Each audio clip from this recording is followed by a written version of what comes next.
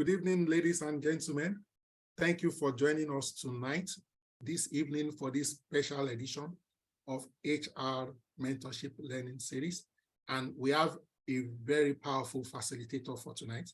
He's someone I've known for many years, and we've worked together in various spaces of humanity, HR, and life in general. His name is Mr. Abimbola Fisher. Just because of some of us who may not know him, I would like to read quickly about him.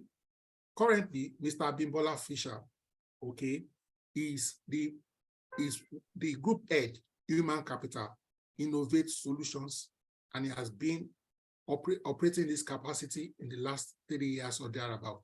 Prior to now, he was the manager, Talent Management and Business Improvement Unit, NIIT, Lagos. In addition to this, he worked with workforce management, workforce group for 5 years, 7 months in various capacities, some which include HR business partner and product manager for 3 years, 9 months, HR business partner, learning and research consultant for 5 years, 7 months. He was also at some point in charge of recruitment and talent acquisition. He was also at some point talent management analyst. Prior to then, he worked with Inceptum Services as an internal consultant. I will just leave it at that. But let me also say, he is a proud alumni of the University of Ibadan, the first and the best. He has a bachelor's degree in library and information service. I hope you now understand why his knowledge is boundless. Okay, he is also certified. He has PHRI certifications, among many other certifications.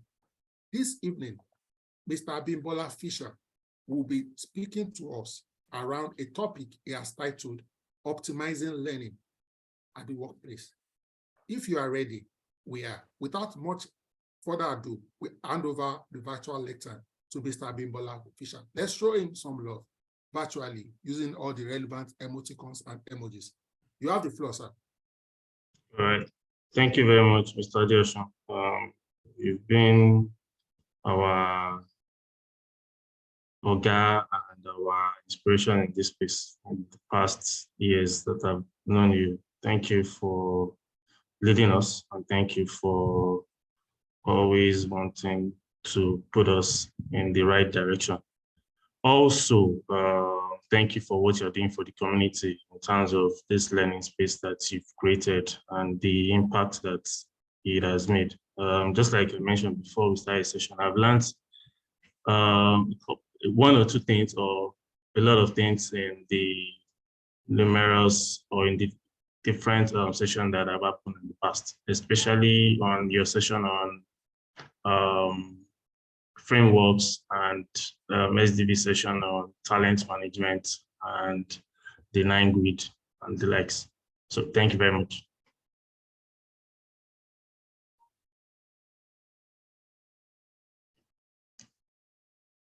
Can I start? Yes, please. Go on, sir. All right. Okay.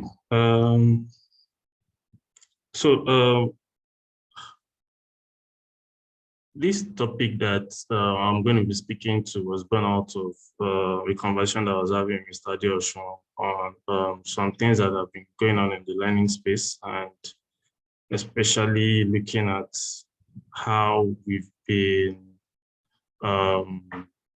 managing talent, but managing talent from the point of view of talent development, and most importantly, looking at the business side to it, because learning is supposed to be something that should give business its required reward at the end of the day. It's just like you making an investment in something, you expect reward at the end of the day that, okay, if I put 2 naira into this business, I'm supposed to get X amount back. One of the reasons why we say that talent, the right people are the kind of people that you want in an organization today. That's according to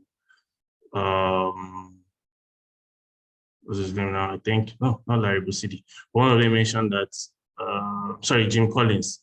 You mentioned something like you needed the right people to be on the bus. And one of the ways in which you can continue to attract the right people or keeping the right people is by ensuring that there is continuous education in what they are doing or continuous learning, and ensuring that this learning is actually being transferred or is actually being implemented in the workplace, instead of just a thing whereby you just sit down, you learn what you want to learn, then go, then it's good for you. Or after some few months or some few days, you've forgotten about everything you've learned.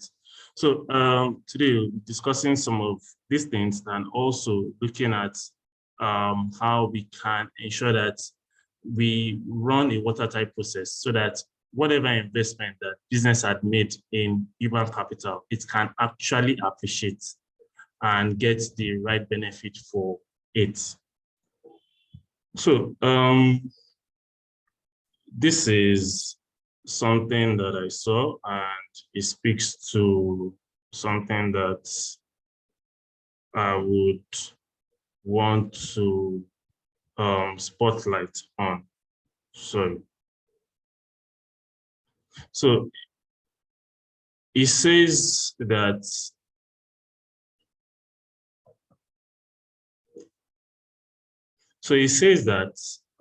learners fail to implement measurable action after training, and 75% of whatever training interventions that we run today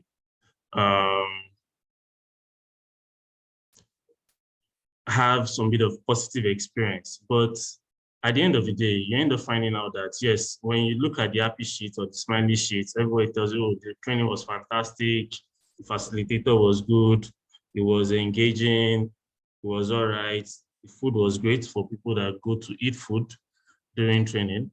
But this learning is not being transferred on the job at the end of the day. So you look at a business doing 1 million or 2 million or maybe 5 million on a particular training, but eventually nothing comes back to the business. It's unlike every other value chain in HR, where you see that you've made some bit of effort. For instance, if you want to recruit, you've done the recruitment, you've done all the other things, you can actually see the actual candidates. But in case of learning, everything just disappears into vapor. And like wondering, yes, we trained these guys last year, or we trained these guys last quarter, but we are not seeing anything. So it means that something is definitely wrong somewhere. And that's what I would want us to speak about today. So there is this survey that was done by some guys, I think in McKinsey, saying that some 5% of line managers that were surveyed were satisfied with the L&D function in this regard, because learning was not being transferred back, or the guys that they sent out on training were no behavioral change, performance was not being seen back on the job, and these employees do not have mastery of the skills that they needed in performing whatever tasks that they needed to do, to the extent that only 12% of these employees actually applied the skills that they've learned in the respective programs that L&D had promoted. And only 25% of respondents actually believe that training or learning was actually measurable in improving performance. So we are looking at this other graph around here, which I sourced from Harvard Business Review, that speaks to the fact that the lapses in timing once you are done with a particular training. So 58% of some guys will tell you that after 20, they've forgotten about most things after they are done with training. Some guys, you have 44% here. You have 21 people only saying that the learning or the training still sticks after 31 days. And so it gives some bit of concern that, okay, so where do we go from here? What should we actually do in order to ensure that this thing is dry watertight? But before we go too far, let's consider this as L&D people, or as people that are saddled with learning. And that's looking at things, first of all, from the business point of view. So every organization exists in a marketplace.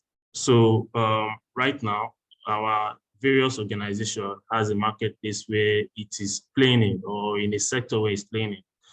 For you to play in that particular marketplace, for you to win in that marketplace, you need some bit of organizational capabilities for you to be able to thrive there. Otherwise, you'll be knocked out.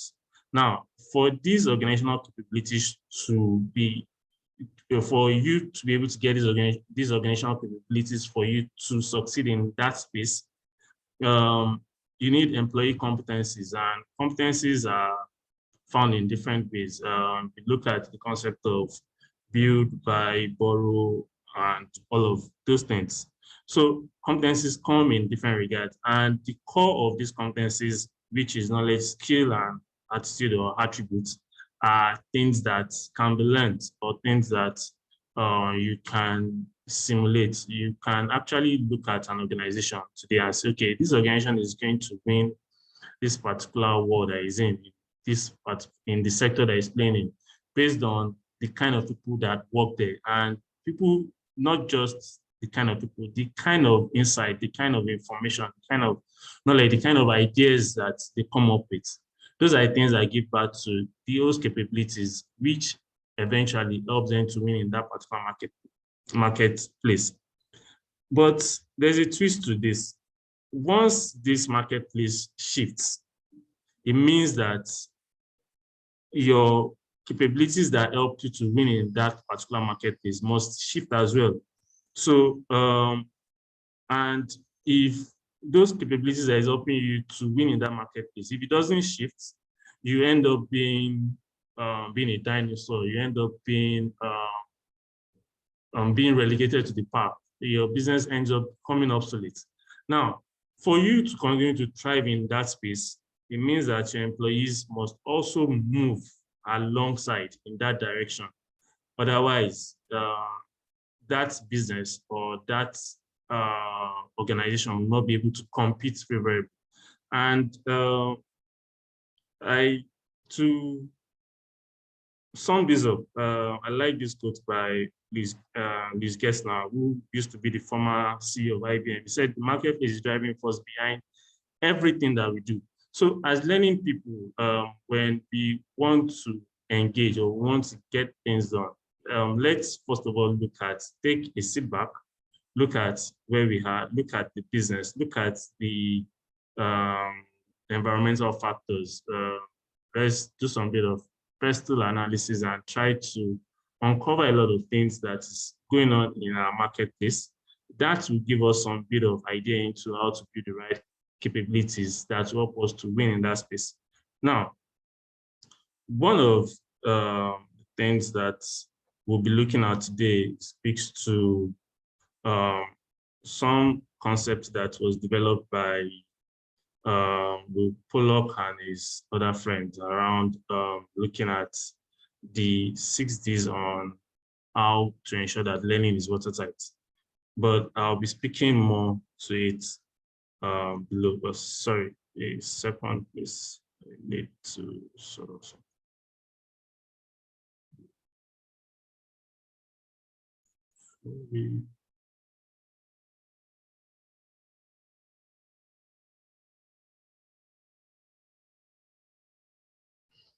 We are looking at, okay, so we are looking at the 6 steps to optimizing learning in the workplace. And first off, as I mentioned earlier, let's agree on our role. Our role is to help organizations in achieving the required result that the business needs to achieve. We want to ensure that the business goals are met. We want to improve organizational performance. We want to build employee engagement. We want to develop the right workforce for the future. And also we want to ensure that our business continues to grow, continues to thrive. And importantly, we want to run L&D like a business. At the same time, we want to ensure that the outcomes of what we do is the right thing that we promise the business that we're going to deliver on.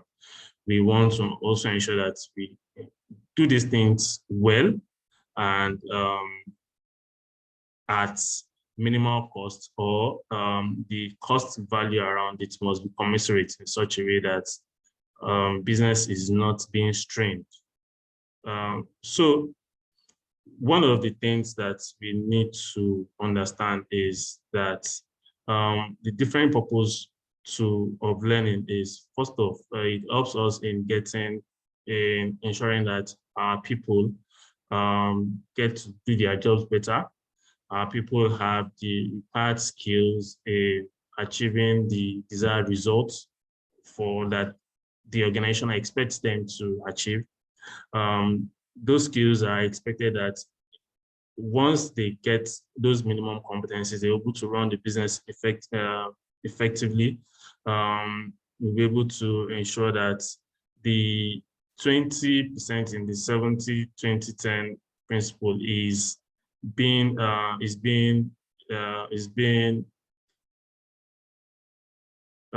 facilitated in such a way that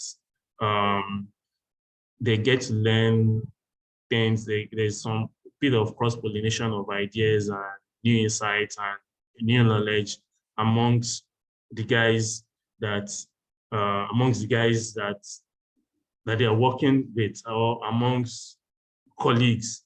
Then finally, the functional bit there is to ensure that they have the required knowledge in executing on the business strategy. So we see it in 4 ways. First part is differentiated skill, which speaks to individual. That bit there speaks to the business. One bit there speaks to what is required in that industry or in that market that is expected that in that market that they are playing in. The final bit is ensuring that they win or they help the business in ensuring that the strategy of the business is being met. So what are the conditions around this? So first off, we have to address both the current and future needs of the business as it is, provide appropriate solutions in ensuring that the business needs are identified. We have to ensure that there's that bit of targeted learning in ensuring that not just that business needs are being identified, but it's also the what is in it for me factor is also met for the learner. Then this part speaks to stretch assignments, stretch work, pushing the boundaries of learning back to the workplace, whereby there's some bit of transfer at the end of the day. We also want to ensure that our guys are able to deliver clear and measurable business results. And this is expected at the end of the day. We expect that whatever it is that they are learning must be valuable to them themselves and must be relevant to both the now for them and also their future.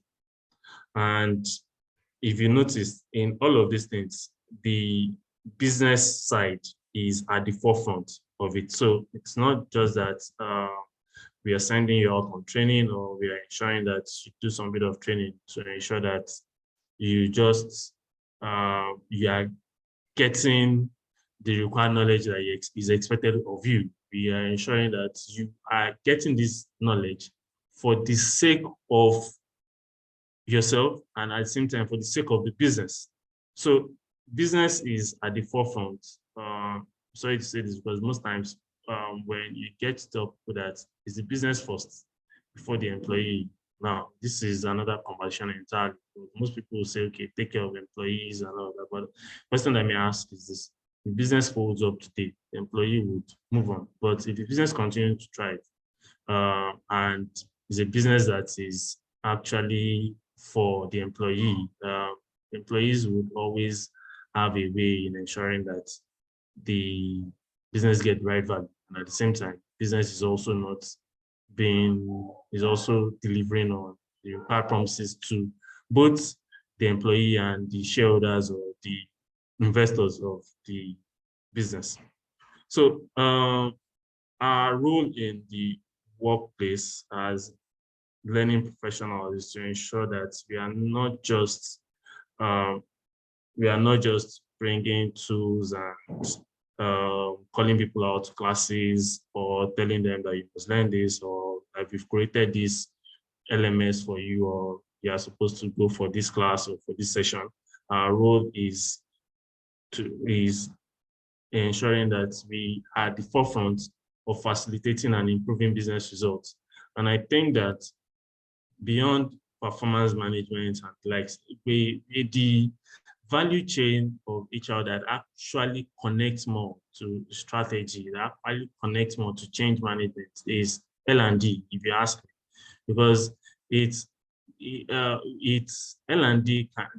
L&D is that bit that looks at, this is what my guys are doing outside, or this is what the market is actually saying. This is what competition is actually saying. This is how this sector is moving per what you call the average growth of this sector this year. This is how it's moving, and how do we tweak our goal? How do we ensure that we continue to make those, we are being competitive in such a way that we can catch up with competition, in such a way that we can meet up with our organizational goals and all of that. So I believe L&D is in the forefront of most of those things. The business is actually going to thrive or succeed. So the 6 steps, as I mentioned earlier, is one, we want to look at the design bit, which is defining things from business outcome. We're looking at how to ensure that the learning experience we see the entire process from beginning to the end in such a way that it's watertight. It's nothing is, we like what Steve Covey would say, that you are seeing the end. You start with the end in mind, not just that. It's not just a fluffy thing whereby you just decide that, okay, let's just pack people to class, or okay, your department, this manager walked up and just say, okay, I want to send my guys on training because employees are clamoring for it, without you having some deep thought or deep consideration around what they are expected to deliver on to the unit and to the business. The third part there speaks to deliver for application, how to ensure that the trainer or whoever it is that is facilitating, or L&D now being the facilitator of the process, ensures that whatever it is that you guys are going to learn, it's in such a way that it's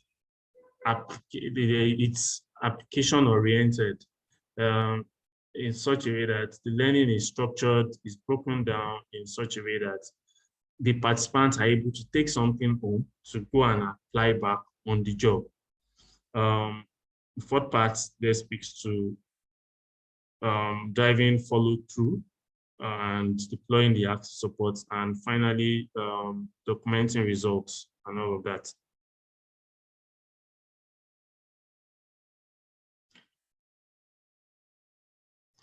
Okay, so let's start with business outcome. So what is it really when we say business outcome? First principle, it is trying to identify what is expected from each learning initiative. So in business outcome, we do not necessarily mean that learning outcomes or learning objective. Learning objective and learning outcome is what the individual is going to take from that class, from that session. But business outcome speaks to what the business is actually trying to achieve and the essence as to why the business is actually sending an individual out. If you look at a typical curriculum architecture, it tells you, first of all, that once you've identified the elements that speaks to the course overview, the next thing is the business outcome. The business outcome speaks to, because this business wants to do 4 or 5 measures, or want to make XYZ sales in this year, this individual must know how to cross-sell, must know how to do this, must know how to do that. So business outcome speaks more to the high-level bit of the strategy of the business. And for you to be able to get that, there are some things that you must get done in the things that, as maybe from the learning sponsor bit, that's line manager and L&D sitting down together and curating or aptly defining what is expected. And it's speaking to the initiatives that will benefit the business, how would the business know, and clearly defining what is expected, not just from the individual, but from the units, and seeing how this dovetails into how the individual will end up learning what he or she is supposed to learn so as to deliver on the business goal. So clearly defining the expected business outcome has a lot of advantages. One, it makes learning a more strategic function since the relationship to the mission of the organization is clear. Secondly, increases the motivation of that person that you're sending to class in meeting the what is in it for me bit. So if the goals are clear and if the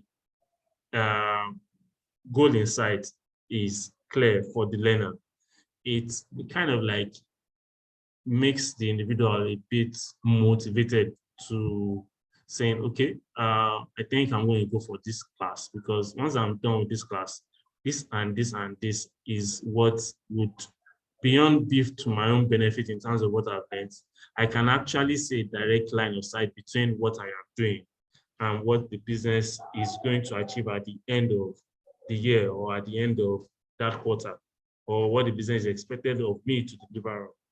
The third bit there speaks to increasing the likelihood of management to buy in and invest by making the business value explicit, which in most cases, I think that it helps the L&D person or it helps the HR department as it is to have a seat at the table, because once business understands that it's not just that you're just coming to collect funds in training your guys, but they are actually saying the required benefits, or they're actually saying tangible results on the work performance of those individuals.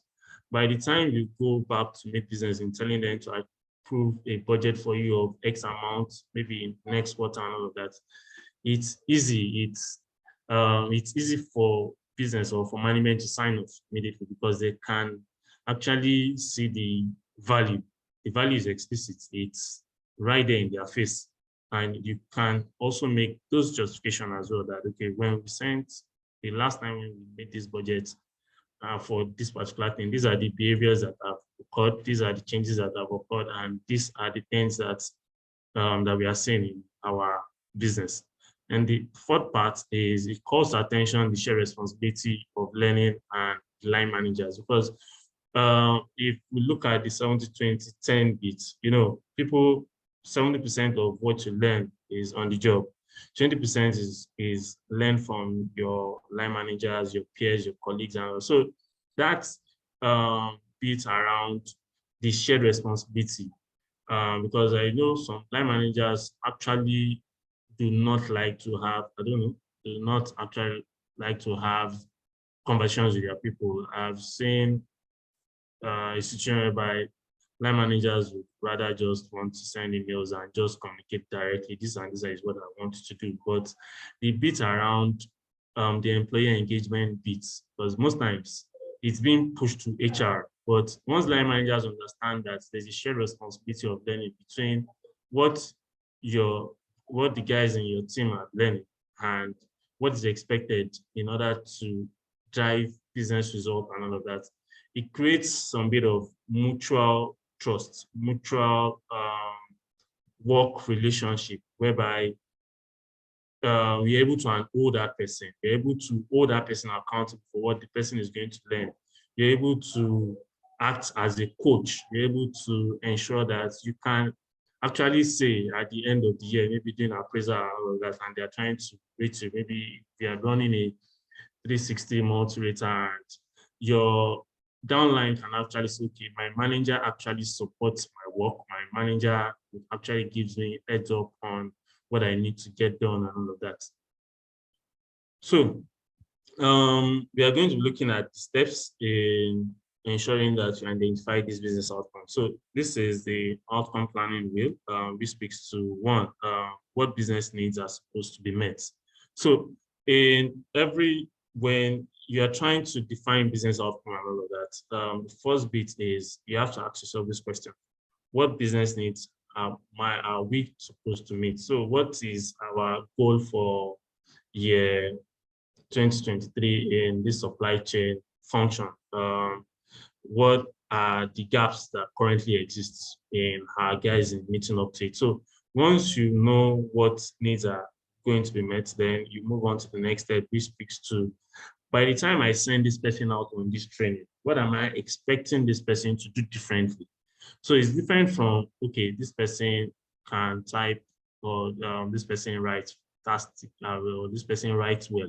But by the time I send you out on this training, I expect that by the time you're coming back from this business communication class, you're expected to understand punctuation, you're expected to understand how to justify, you're expected to know how to write a formal report in such a way that I do not have to review your work more than once.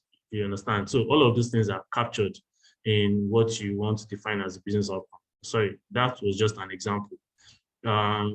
The third part is what or who will confirm these changes. Now, this sits more with the line manager or maybe the head of that unit, because there needs to be an accountability partner, or sorry, someone that is going to be accountable for what the participant is doing differently, or what the participant is expected to do when the person will begin off this class. So this individual is the person that will end up signing up when you are trying to do some bit of survey in the in step 6, when we are talking about documenting results and all of that. And also when we are talking about creating the right and deploying the right support tool for that individual, that's post training. Then the final bit is, what are the specific criteria for success? Because once you know what the way in which you are going to measure the success of this individual when this individual goes out to class, it gives you some bit of, it's aligned in such a way that it helps you out in knowing, okay, this is the end game. This is the way in which this individual is going to be applauded, or this is the final, this is the marker for what we are trying to achieve. So once we know what the business needs are, or what that particular department need is, we know what the participant is going to be doing differently, we know who is going to make these changes and all that, and what the specific criteria of success is. It's a watertight document that helps you in identifying what is expected of that individual and how it dovetails into what the business needs as to the justification why this individual is supposed to go for that class, is supposed to attend that class. Otherwise, it's just going to be jamboree as usual. Just send them to class, come back, and nothing would happen, because it's not being captured in such a way that every participant, from the learner to the trainer to the line manager, they all have a stake in ensuring that this is done happily, this is done correctly. So in your pre-course form, where most of these things are being filled, it's expected that this is generally created between the manager, the learner, and most time it is supposed to be shared with the trainer, so that the trainer has a line of sight into what is expected at the end of the day. And these are some interview guide in discovering business needs. So what is the unit trying to accomplish? What is the business key leaders, key objective and initiative? What are the list of competitive threat or downward scenarios and what is happening in that particular department or in the organization at large that is pushing, this is more or less like making a compelling justification for as to why this individual should actually go for this class. What keeps the business leaders awake in the night? What are their concerns? What are their worries and all of that? What are the causes of the suboptimal performance that learning could help resolve? Because there's a caveat here. Learning is not a cure for everything. So you have to understand that there are some people that cannot be saved in an organization. But for those that can be saved through learning, what are those things that you can help out in ensuring that once I send this person out on training, or once I can, and also note, this doesn't only speak to training in terms of formal class or in terms of webinars or in terms of you using a learning portal. This also speaks to even things like sending people out, assigning people to mentors, coaches, or related interventions that is supposed to help an individual move from a particular level to the next level. So it's not just formal classroom sessions alone. So what suboptimal performance, what are those things that exist within this person's performance level that learning as it is in the general sense of it can help this individual that's going to help us in resolving? And what are the inefficiencies and inconsistencies that waste significant amount of time and money within our space that we can cut off and all of that? And where could an effective training or where could an effective training or L&D program? Okay, so how can we reduce the risk of the likelihood or the magnitude of success in such a way that once we send someone out on particular training, we are the risk involved is not that much. So how can we reduce the risk and improve the magnitude of success when we send someone out on training? So this helps us in guiding our thoughts and our mind in such a way that we are able to deliver on this bit of exercise around the business outcome bit. And as I mentioned earlier, we need to avoid this training is okay. So this person is having headache. They say, okay, go and train. This individual just failed. Go and train. This individual insulted a customer. Go and train. It's not everything that you train people for. It's not training. Is not. It's not a cure for all trap bits. And just like this cartoon says, that we need a leadership development program that you can announce the board of directors meeting on Friday. And sometimes as L&D people, we try to justify our paycheck by just coming up with, okay, I developed a program and program was there, but training is not a cure for all. So this is a quadrant, and this is speaking to the last slide, which would help us out in knowing when to send people out on training and when not to send them out on training. So the first bit is, so this quadrant is divided into four. There's a part around, it's divided into two. There's the willingness and motivation bit, and then there's the competence and capabilities bit. So the first part speaks to guys in category D, and the people in category D are the people that their willingness or their motivation is low and their competence and capabilities are low. So guys in category C are guys whose competence is fairly is okay, but their willingness and motivation is low. If we recall, when SDB was taking us through the 9 quadrant bit around stars, meeting employees that are not doing too good on your right quadrant, the ones that your future potential and all of that. So this kind of like masked the what's their name now? I think McKinsey 9 quadrants bit. So once you situated your employees in that 9 quadrants, you can know, okay, there are some people within that 9 quadrant that I'm going to send out on training, and some people that I will not be sent out on training. So this is more or less like a follow-up on that conversation, if you may, and saying when you need to send people out on training and when you do not need to send them out on training. Now, there is the guys at the top left quadrant, which speaks to their willingness is high. Their competence or capabilities is a bit low. And then there are the guys that you call your A players, whose willingness is super high and who can do spirit in terms of competence and capabilities is high. Now, for guys in category D who won't do anything, who can't lift hand and all that, please don't send them out on training. You have to fire them immediately. Otherwise, they are a waste of business. They won't deliver any value to you, because if you are not self-motivated and competence level is a bit low and all of that, I can't help you. You have to leave.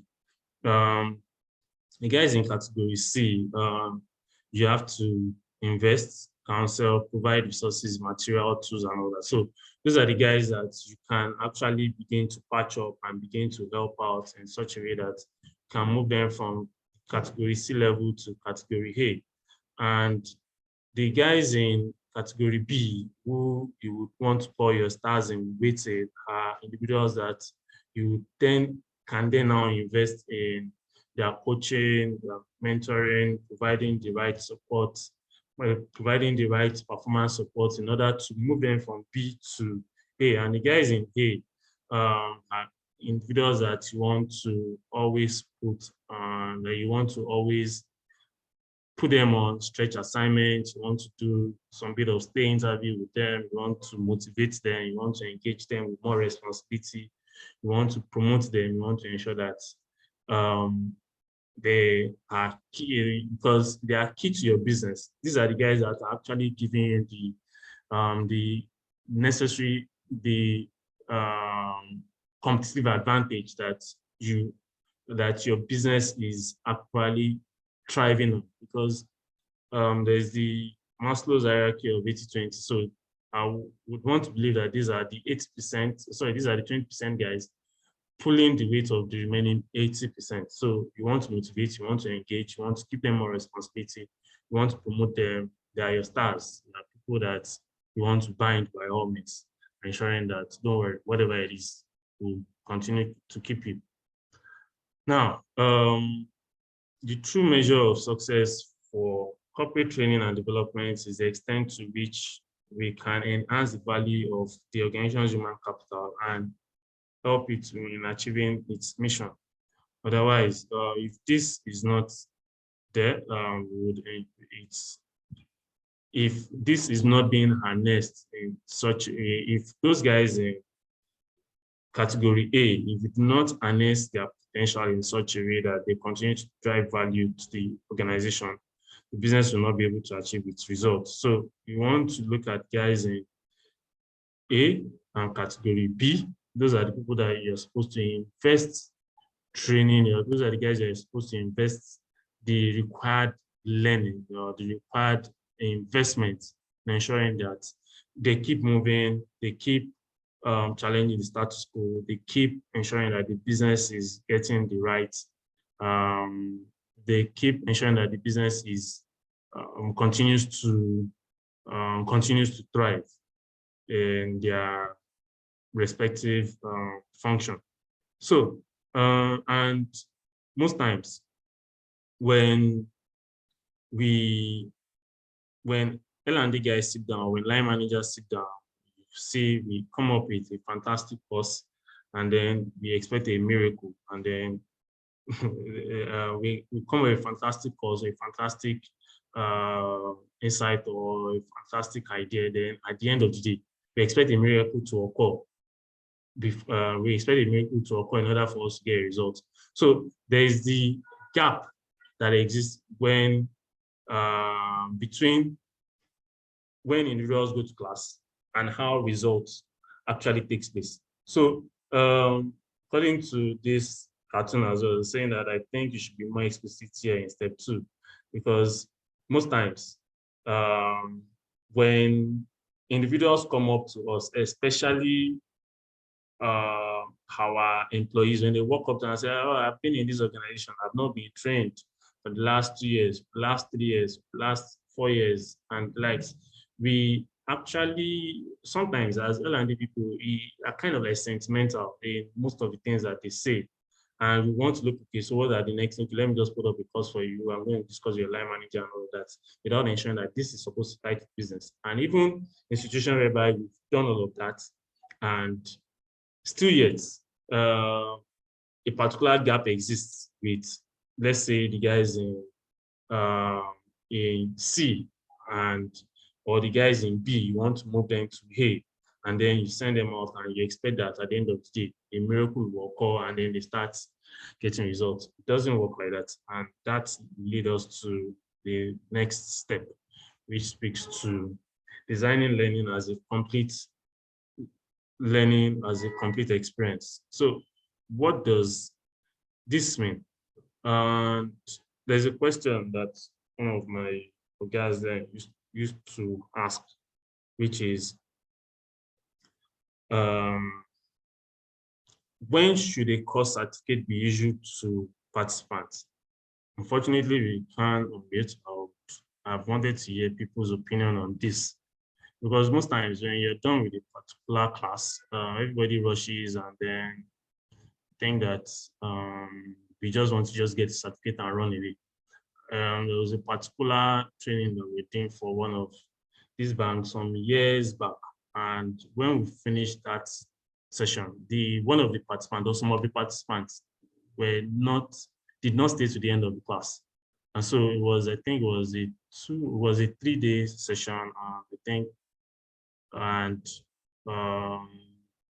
so by the time we're going to be issuing out the certificates, these are people that would just come in, breeze out. But sorry, as the vendor, you've collected your money, you're supposed to deliver. They don't care. Business doesn't care. And when we were going to be issuing out those certificates, the coordinator or the head of learning in that organization told us that, okay, some of them had traveled outside of the country to go and watch a football match in England. And I was like, wow, okay, this is how you guys do this thing here. But it happens. But in actual fact, to me, I do not think that course certificate should be issued to participants after the class. I would expect that course certificate should be issued after you've actually been able to measure some bit of demonstrable behavioral change or some bit of on-the-job performance that is expected of you in that particular program or in that particular deliverable that you were sent out to bring in or were sent out to learn about, or you were sent out to get some bit of upskilling on. So, but it's still open to debate. It's still subject to a lot of it's still subject to discourse. So, so let's look at this. Most times, as training managers, we say that we do a lot of things. So if you look at our role clearly for guys that are the operational bit of training, taking briefs from the business, engaging, you see that we are not really different from an event manager, because most of what we do is not different from event planning. We set up, arrange, organize catering, invite participants and all of that. And this is what business is. And business is like wondering that, sorry, it's like you guys are not adding value. I can go and call an OND person to come and be doing this thing now. And rather than paying you a PSC person or a master's holder for just this, because there was another conversation I was having with a particular friend a while ago. She works with one of these government parastatal, and I was asking her that, okay, what do you do in learning? And she was like, okay, what she does is all of these things here are centered on the training manager, which is invite participants, ensure that they are fine, move cohorts to the next stage and all that. I could invite anybody that works with any of the event management firms to come and it, since that it's in a way, what I'm trying to communicate here is even we ourselves, we need to be strategic in how we engage or in how we engage the business around in how we engage business around the effectiveness bit or the doable bit of what we do. So this is not to throw shade or cast shade, but I'm just trying to just make us see that, okay, we need to do some things much better. I'm not saying that these are the things that helps us out in your smiley sheets. And if you look at Kirkpatrick model where he was talking about reaction, but we need to move from reaction to final bit, which is business impact or return on return on return on expectation of the of return on expectation of the value beholders of the things that we do. So first, the purpose of training is to produce results. Said this, learning has not taken place until there is change in behavior and hence performance. Third, for this to happen, learning has to be transferred back to the workplace. And for learning transfer, it is defined as effective and continuous application of the learners. So it's not an event. It's not something that once you send someone to class today, the person gets to class and the person leaves class, or you ask someone to read a book, and once the individual is done reading that book, or you ask someone to attend a webinar, once the individual is done, it does not end there. It is a continuous application by the learner, like how there's a part in the Bible that says you have to be doer of the work, not hearers only. So you have to continue to do the things that you hear in ensuring that the performance of that individual or is directly translating to the results that is expected in that particular department or in that particular sub-function. And what is expected is you are trying to maximize the output of training by ensuring that learning is a process. It is not an event. It means that the learning experience, you must design the learning experience, not just the instruction bits. You have to look at the end-to-end as an L&D per se. You are going to engage in a trainer. You must ask the trainer, okay, this is the business outcome. Let me see the end-to-end.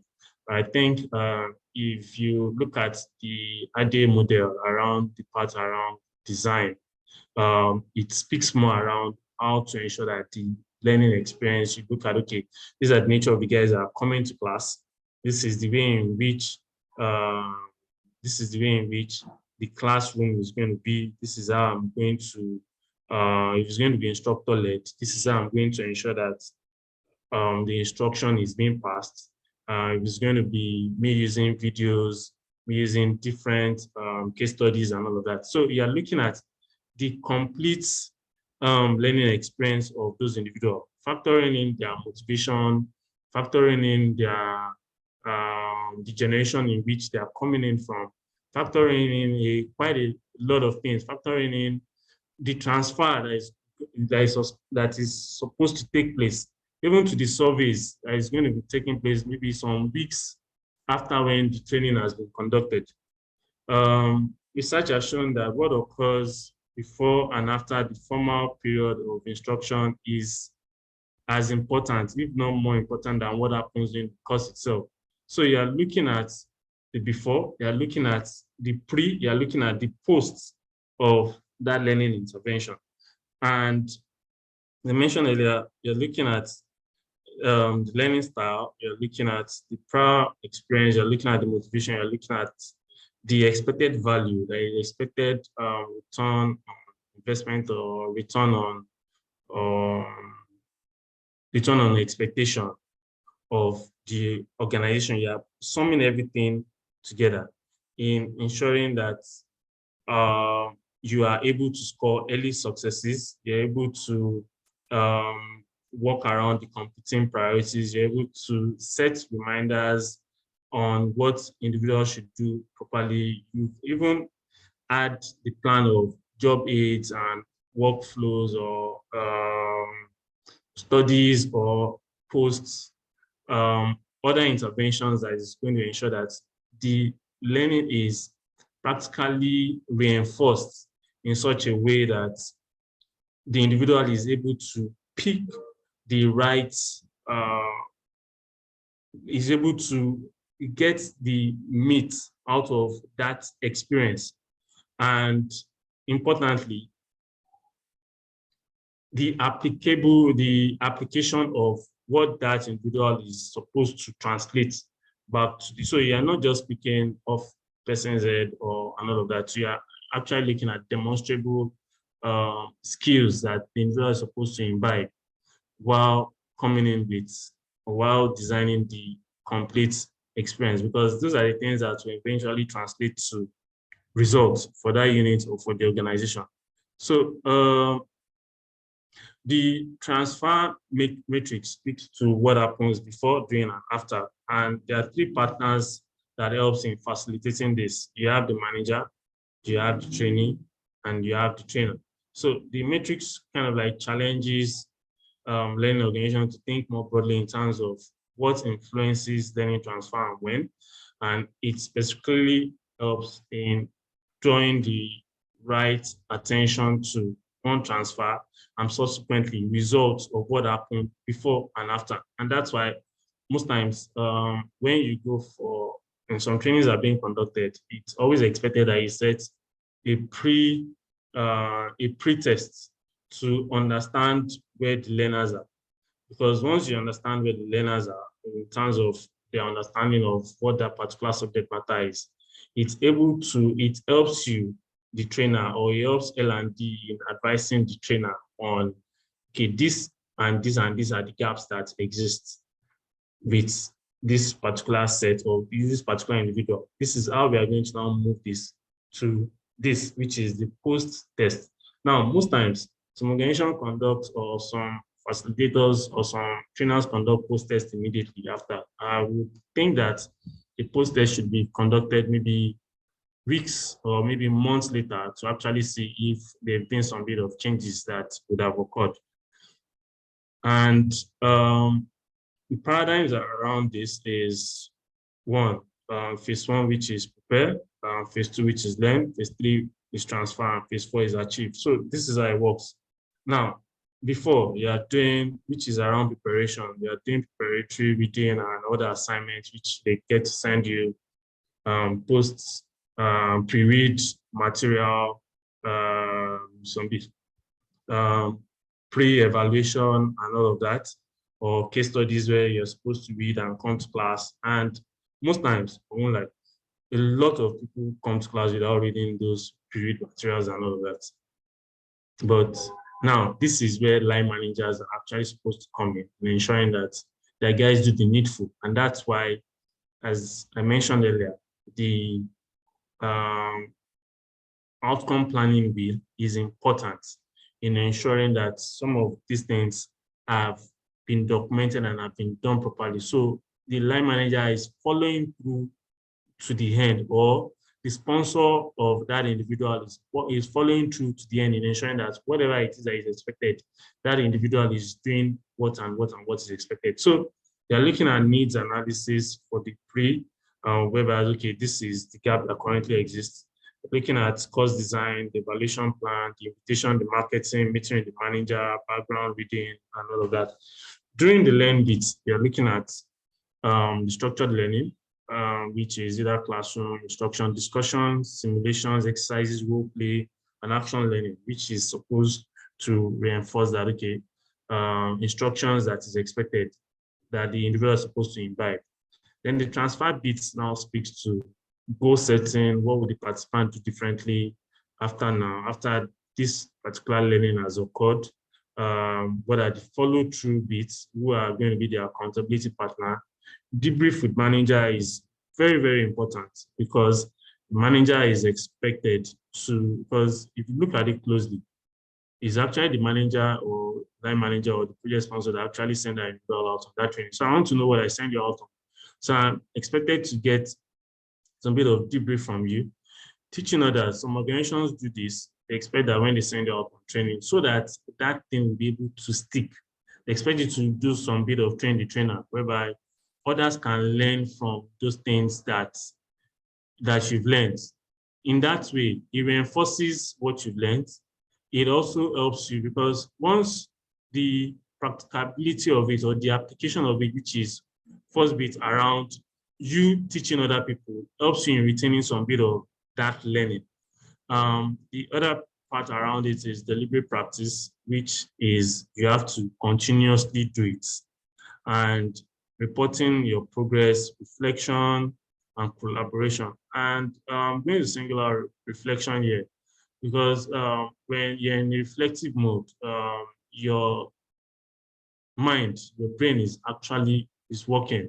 There used to be an organization that I used to be part of, and one of the space in which they say in which you can grow in terms of your learning is individual reflection and metacognition. Because they expect that by the time you're able to sum up everything that you've learned, and then you have a time by your side or to yourself, and you're able to reflect on all of those things, it helps you in charting a new course around what is expected of you to deliver on. It helps you in seeing the course or the particular learning experience in your own way, in your own. So it's not, so you've taken whatever it is that the facilitator has told you, then you've now mixed it with your own thoughts, with your own ideas. You didn't just jump out and start doing those things that is expected of you as the learner or as the trainee. It makes it much more watertight. It sinks deep in and it gives you some bit of solidity on that particular subject matter. Then the final part speaks to achievement, which is phase 4, and it talks about assess and recognize achievement, which is self-evaluation, third-party assessment from line managers, peers, direct reports, change in performance metrics, and it helps you or it helps the trainer in improve work product, and at the end of the day, recognition, reward, you or the trainer the trainee or the participant meeting the targets is going to be evident to everyone. So still speaking to learners, the process, preparing means that you are trying to ensure that you define everything from business outcome, you've identified learning needs linked to business outcome, you've sent pre-assignment and tasks, you've planned the program logistics and likes. The learn part there speaks to continuous training sessions, conducting knowledge check, obtaining reactions to the programs, and the transfer bit speaks to the action planning, the use of job aids to reinforce those things that you've forgotten. Like if you see the job aid, like, okay, kind of like helps you out in some form of checklist. So, okay, I was supposed to, oh, I missed this step. Okay, going back. So I can see the steps again and then I can work around it. Then the other bit around it is application of learning support, then activation / creating an enabling environment that aids transfer. And finally, this phase cannot be completed without you assessing the behavior of that individual and celebrating the achievements, which gives them some bit of motivation and some bit of comfort. The fact that, okay, I've been able to do this, then I can do more.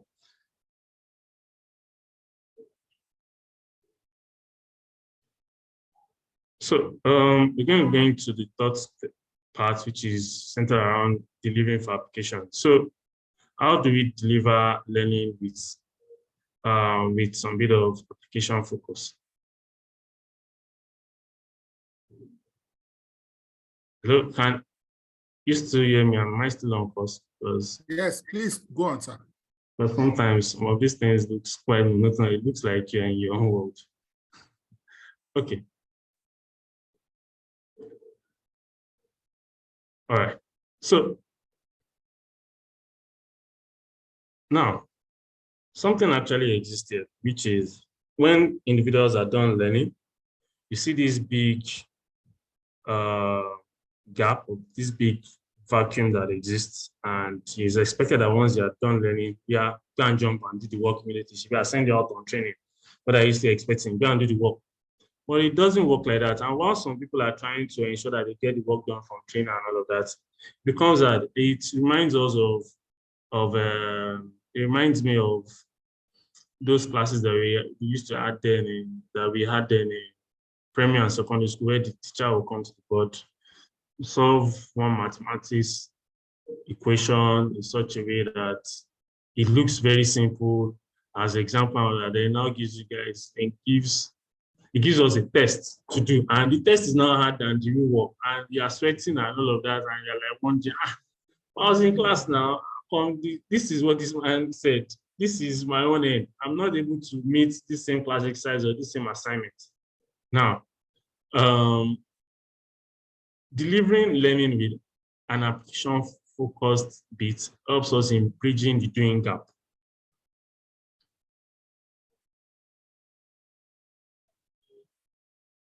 So the gap between learning and doing is application. If application is taken out, you would not be able to do the things that you are being taught. You'll not be able to learn those things, and you'll not be able to transfer what you've learned on the job. So in delivering with the application, you're looking at how to ensure that that individual or the trainee is has some bit of either hands-on, either simulation, either case study, either discussions and all that, whereby that individual can actually simulate, can actually apply those things that he or she is being taught when that trainer is long gone. So for the trainer or for L&D, we are supposed to scrutinize this part in such a way that whatever it is, we are able to see where this and this and this is being done in the real life bit, or in the scenario is painted in such a way that the individuals can aptly pick what is expected and transfer that once they get to their desk. They're able to deliver on those things. It's just like an individual that is teaching Excel virtually, and those guys are just looking at their laptop. Well, they're not using laptop. Okay, it's this cell, this sheet, move here, move here, move here. At the end of the day, by the time those individuals are not having some bit of practical experience or some bit of application bit experience on that subject matter, that intervention or that whatever it is that they've gone for is wasted. And the money, beyond the money, the time, the effort and all that is wasted as well. So Ken Blanchard said something. He said organizations should spend 10 times more energy reinforcing the training that they just conducted instead of looking for the next learning initiative. So I take this as L&D guys are supposed to ensure that we spend time, energy, efforts in whoever it is that has gone out on training. We have to hold them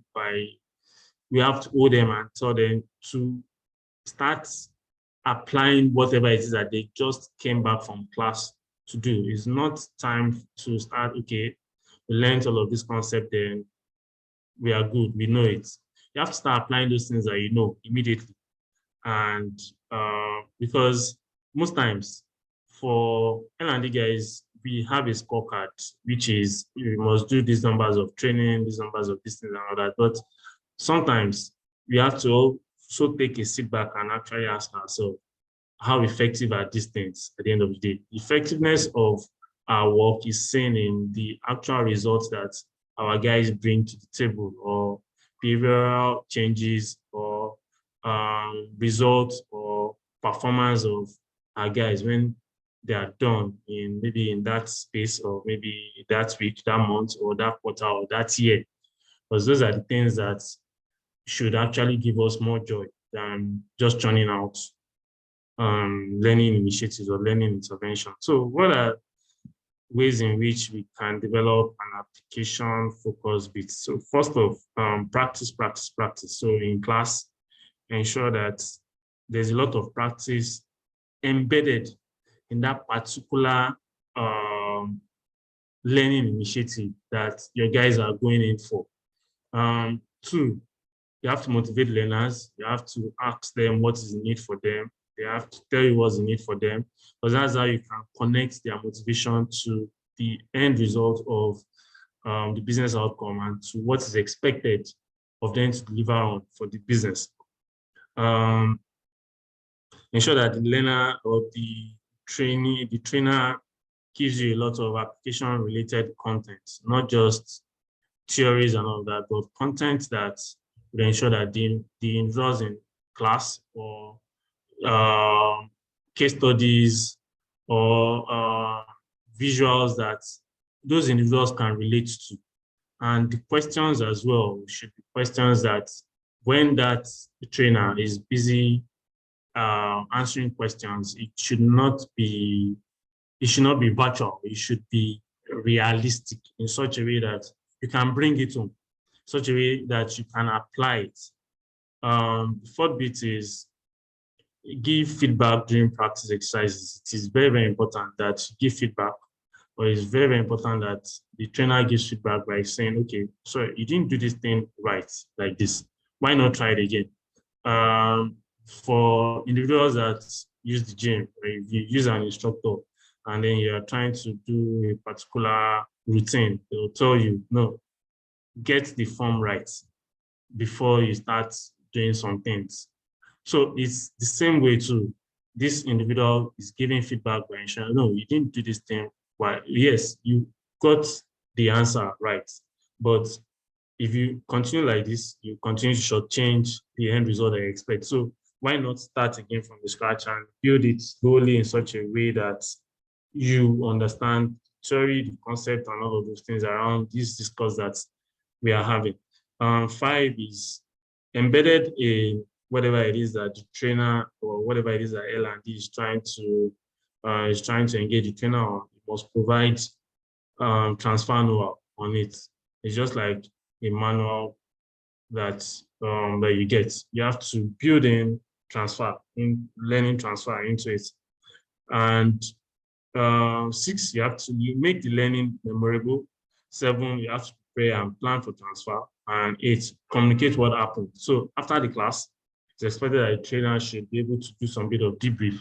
We learned this, we learned this, we learned this, we learned this, we learned this. Now we believe that if you're able to take this home in such a way in which we've communicated it, this and this and this is what's going to be the measurable result for you as an individual and also for the business that you represent. So going to the 4th bit, which speaks to driving follow-through in driving learning transfer. And driving learning transfer, you're looking at, okay, so let's imagine a bicycle. The part that actually moves you is actually the tires at the back, not the one in front. But for you to be able to move ahead, is the tire in front or is the spike in front that moves your head. And that's actually what also happens in learning. It's the front wheel that moves you. Is the learning part, which is the back wheel, that reinforces that movement. If there is no learning, there cannot be any transfer. If without learning, it can't be transfer. But for you to be able to get value out of learning, there must be transfer. So what does that entail? Transfer is the greatest opportunity to improve the output of optimizing learning in the workplace, and it is to improve the post-training experience and the application period. Furthermore, it is designed in such a way that delivering those instructions will make a minimal contribution in the overall success rates. And you're also trying to ensure that you're trying to reduce what you call learning scrap. And Finally, inadequate preparation of the course, participant or manager not only causes failure directly, but also contributes to failure to transfer. So it's like you're building a house. If you do not get the foundation right, the whole house will come crumbling. And that's why it's always advisable that you start with the end in mind, understand the outcome of the business. I think if there's anything that we're going to take off from this session today, it is that first bit, which is understanding business outcome.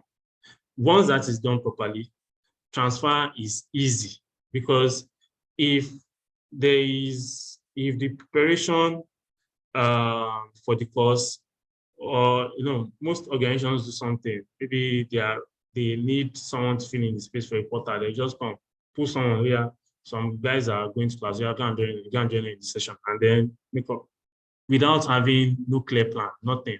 And then you expect, and at the end of the quarter or during appraisal, but I trained you now. You train him to do what? So sometimes we need to cut our employees some slack if we've not done the right thing. But if you've done the right thing, then you can hit the gavel on the person's head. But if you've not done the right thing, we can't fault the employee, or you can't fault the person that you're sending to class. So two major causes of transfer breakdown.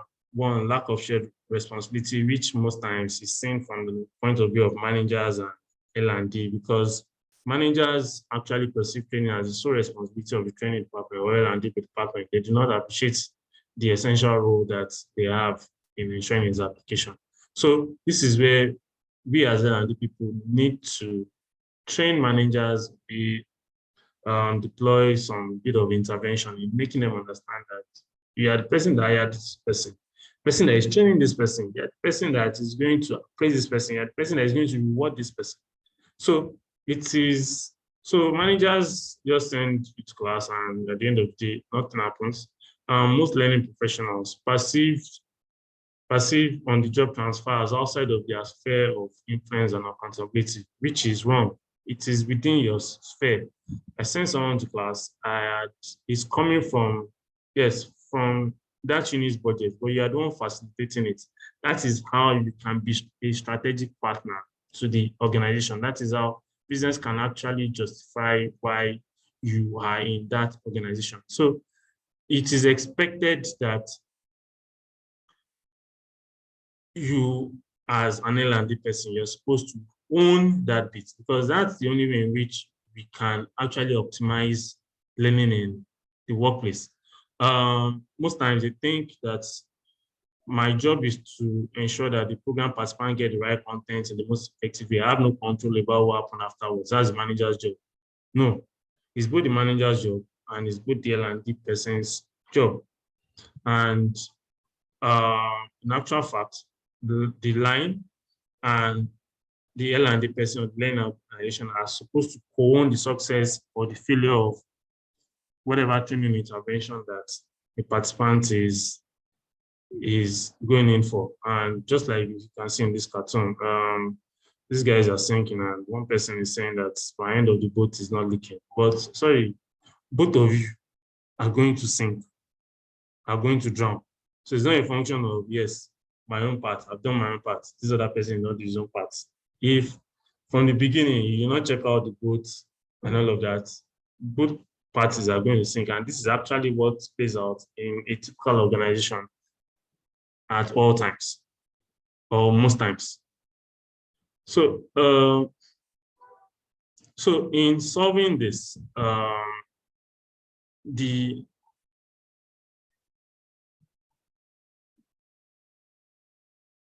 so in looking at this clearly, we end up finding out that from management perspective, if line manager and the L&D person or the L&D department or the learning organization do not co-own the success and failure, next time when you as L&D you're trying to make a justification for why a particular there is an increase in budget or some new guys that you need to train out, that business will remind you, but the last one that you went for, or the last one that we gave money on, the training field, But in reality, the training itself was a success, but it was the transfer that failed. And that's why we have to look at learning transfer critically. So the facilitator could have done everything he needed to do. The smiley sheet is wonderful. If you remember, if you recall, beginning of the slide, when I mentioned that people give nice props, nice compliments to the facilitator or who it was that took the course. But at the end of the day, this training is not being transferred. There's a gap somewhere. People forget there is the part around the knowledge not being retained for it to translate back in what is expected to deliver in the workplace. And if you want to look at the narrow definition of training to mean only the instructional event, then we have to look at it that if performance remain unchanged, it's as good as saying that an operation was successful, even though the patient died, which is the truth. So what are those things that helps us in reinforcing this? Sorry, because of the way in which. So there is the motivation bit from the learner, which speaks about readiness. The learner sees value, perceive recognition, values the results. There is the ability bit, which speaks around personal capability of the individual to be able to understand the concepts, the ideas, and all that, the opportunity to going out for that particular learning, the training design as it is, the content validity to what the individual is doing. Then there is the part around the environment, which is the manager who is supposed to be positive about it, who encourages support, peers of that individual who are open and encouraging and all of that.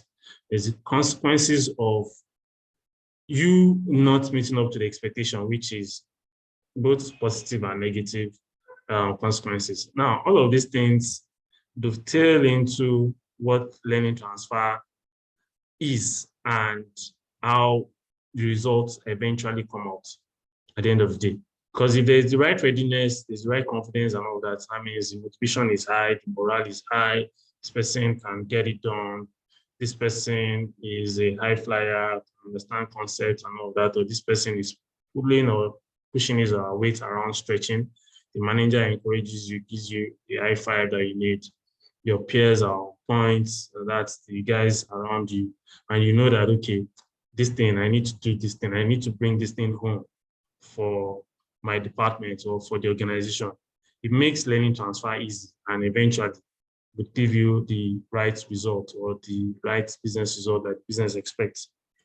And so what are the 7 elements around it?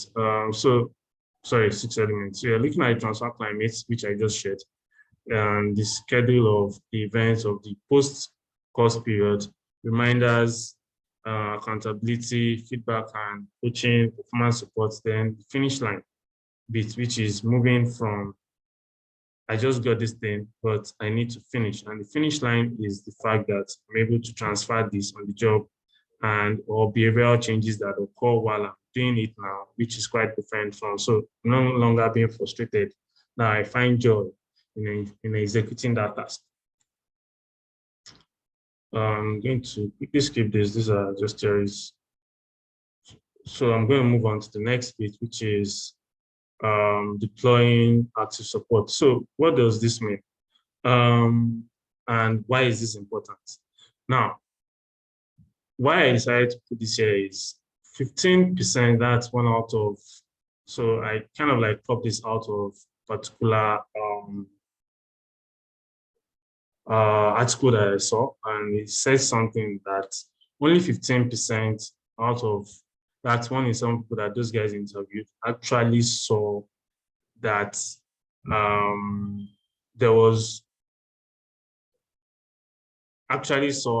they didn't, they felt no particular need for help or assistance because they did not need to apply what they had learned.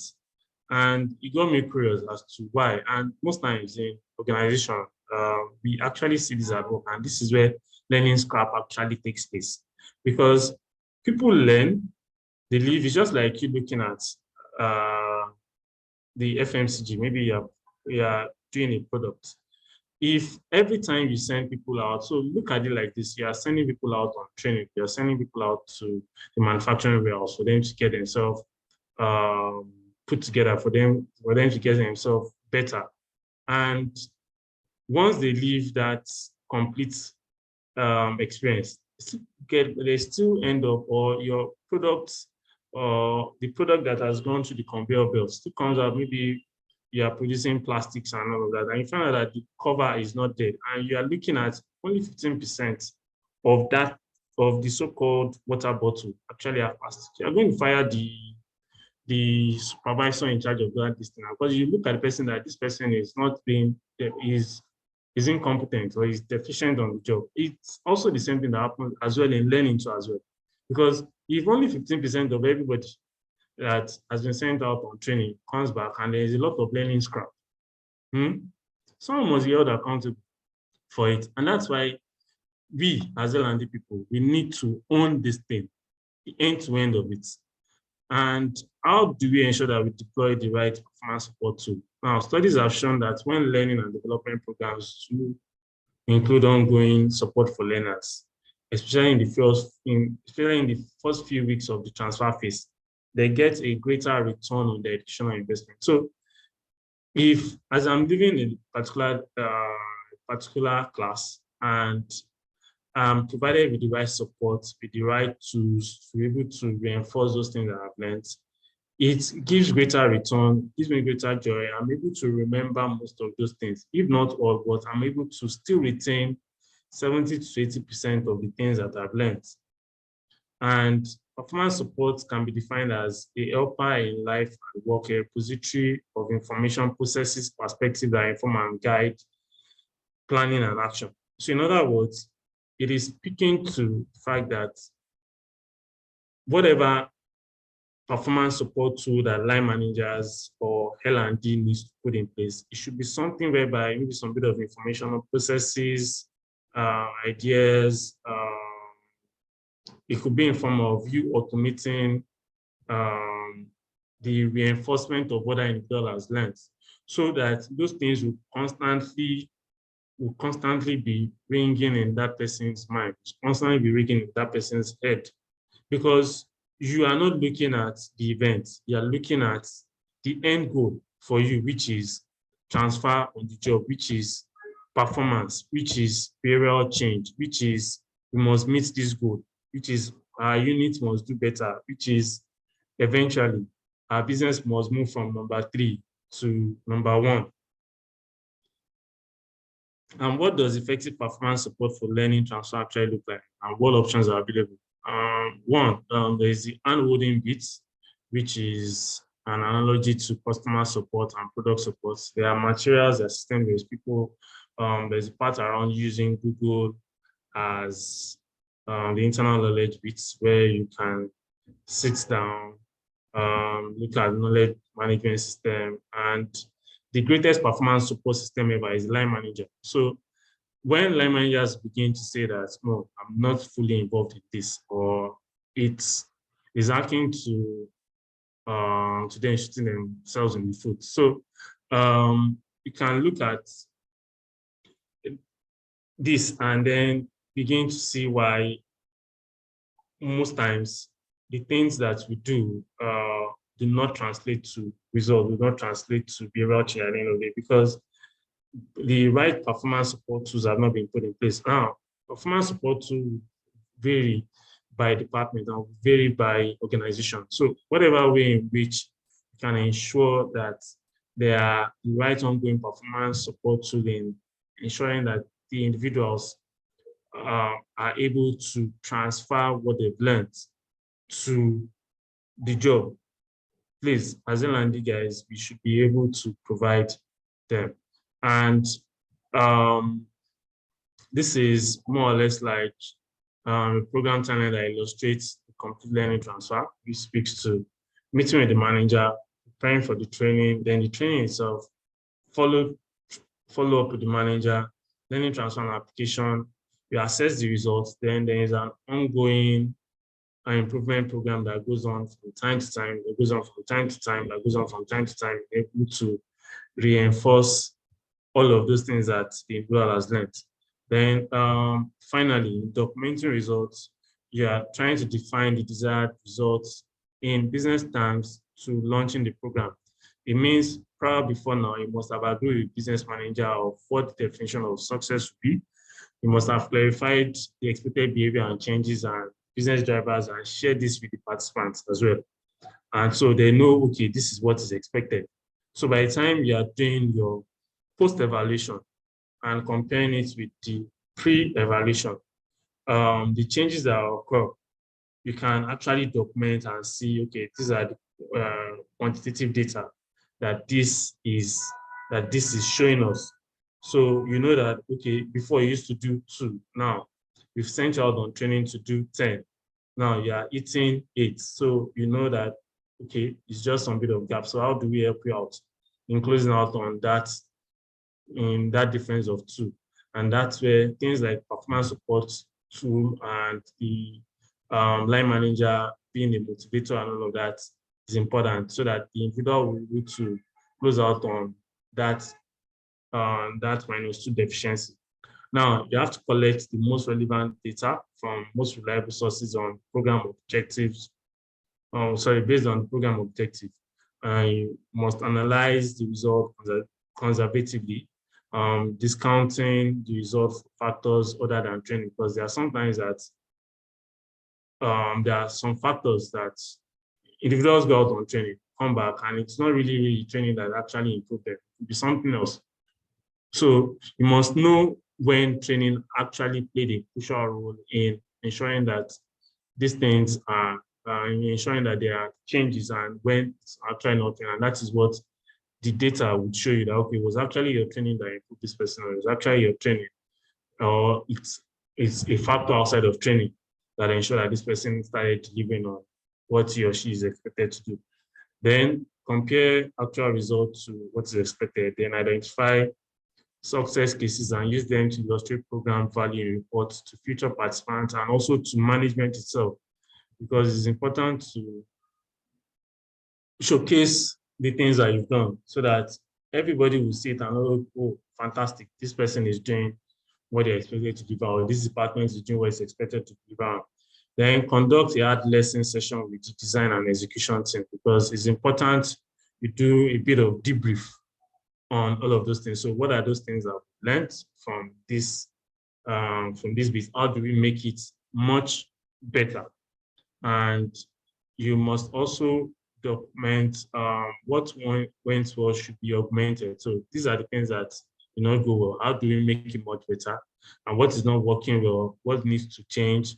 And what information should we give out to improve subsequent cycle within these our learning initiatives? And finally, was market the results to past future participants and management. I think that's the end of this session.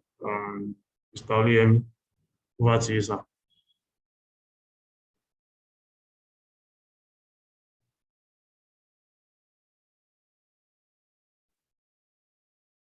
Hello?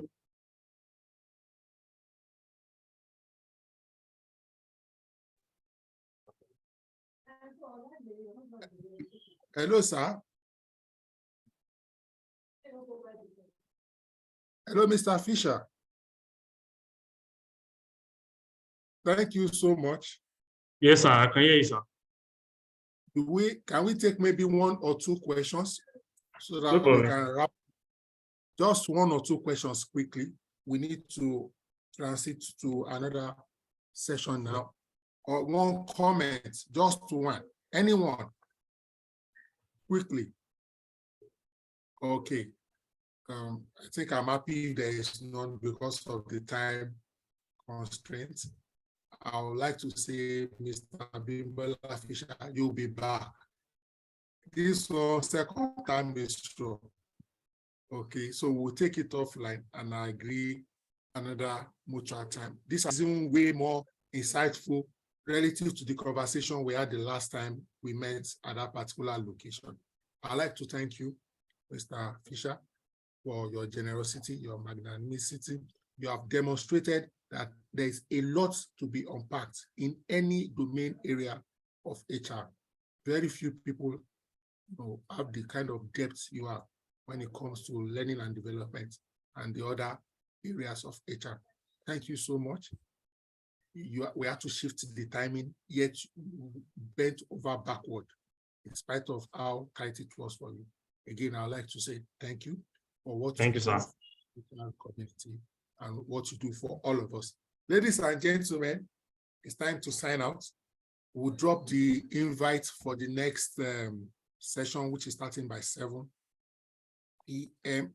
So let me just drop it on this group right now, in case there's anybody here who would like to have it. Thank you, ladies and gentlemen. Please. Thank you everyone for listening. Rest of our evening. Okay. So I've dropped. Someone has a question here. Someone said, how do we ensure continuity in development of training application? So the way in which you can ensure, I think, okay, let me ask you, what exactly do you mean training application? Do you mean from the trainee perspective or from the L&D perspective?